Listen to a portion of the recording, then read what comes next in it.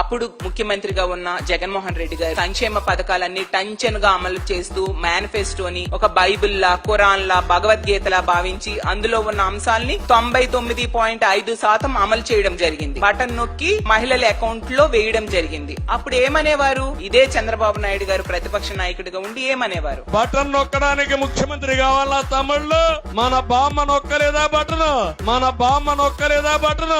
ఒకసారి చూసి ప్రాక్టీస్ చేపిస్తే ఏమమ్మా నొక్కలేవా? ఇది పెద్ద గొప్ప.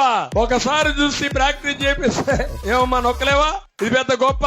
మరి 3 పార్టీలు కలిపి 20 నెలలైనా ఆ మూలను కూర్చున్న ముసలమ్మ చేసే పని ఎందుకు చేయట్లేదు? మరి 3 పార్టీలు కలిపి 20 నెలలైనా ఆ మూలను కూర్చున్న ముసలమ్మ చేసే పని ఎందుకు చేయట్లేదు అని నేను అడుగుతూ ఉన్నాను. అలాగే విజనరీ అంటారు, 40 ఏళ్ల ఇండస్ట్రీ చంద్రబాబు నాయుడు గారిది అంటారు. అంత గొప్ప విజనరీ ఆ మూలను కూర్చున్న ముసలమ్మ చేసే పని ఎందుకు చేయలేకపోతుంది అని అడుగుతూ ఉన్నాను. ఆ మూలను కూర్చున్న ముసలమ్మ చేసే పని ఎందుకు చేయలేకపోతుంది అని అడుగుతూ ఉన్నాను. 3 పార్టీలు కలిసిన ఈ ప్రభుత్వంలో ఉన్న నాయకులకి ఆ ముసలమ్మకుండే చావా సత్తా మీకు లేవా?